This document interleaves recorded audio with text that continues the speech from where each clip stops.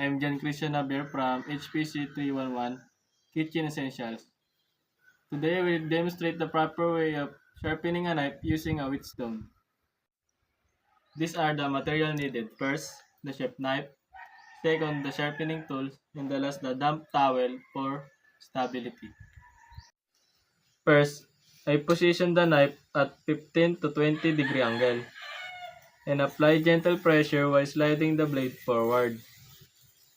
Make sure to sharpen both sides evenly. What if, kaya ka naman talaga hindi makamove on? Kasi, deep inside, umaasa ka pa sa kanya eh.